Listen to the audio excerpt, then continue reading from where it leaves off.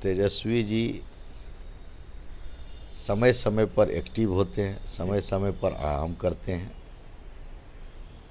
INDI alliance के अधिकतर नेता का यह स्वभाव है कि समय समय पर एक्टिव होना। बिहार के मुद्दों की बात विधानसभा और लोकसभा जैसे जगह पर होना होता है, उस समय में छुट्टी में चले जाना।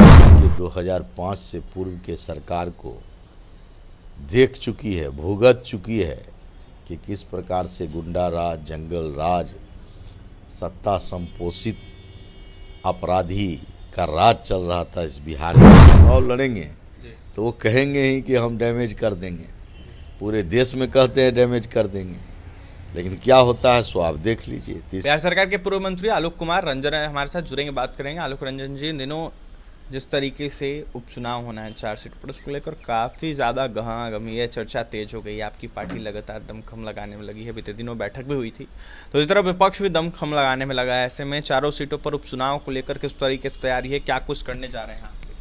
स्वाभाविक है, चुनाव है तो सभी दल उसमें अपनी तैयारी करेगी और हम लोग तो सब दिन चुनाव की तैयारी करते रहते हैं।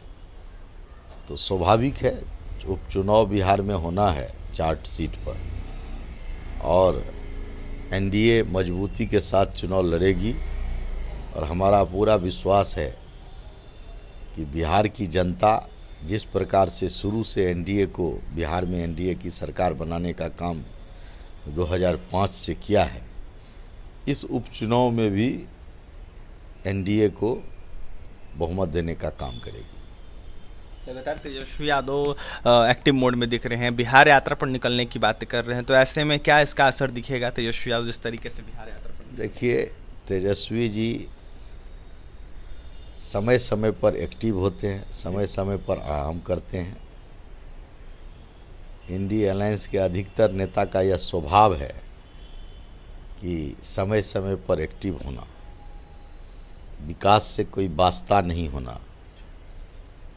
जब बिहार के मुद्दों की बात विधानसभा और लोकसभा जैसे जगह पर होना होता है, उस समय में छुट्टी में चले जाना। तो इसीलिए जब वो छुट्टी मना करके आते हैं तो जनता को दिखाने का काम करते हैं कि हम एक्टिव हो गए।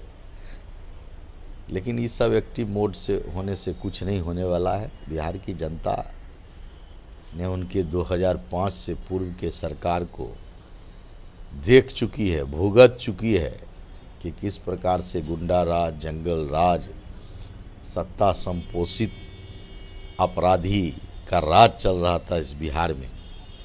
कैसे लोग बिहार से पलायन कर रहे थे, ये सब बिहार की जनता ने भोग लिया। और इसके बाद 2005 से आज तक जनता ने उनको बिहार में राज करने का अवसर नहीं दिया है।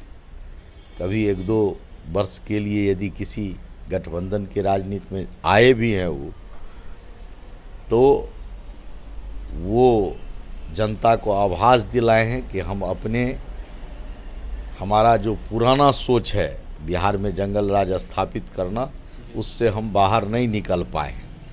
इसीलिए बिहार की जनता कभी भी इनके कितनों एक्टिव होने से बिहार के जनता पर कोई असर पड़ने वाला नहीं। 25 चुनाव में डैमेज करने की बातें और कहा यह जा रहा है कि एनडीए को काफ़ी ज़्यादा महागठबंधन या फिर इंडिया अलायंस डैमेज।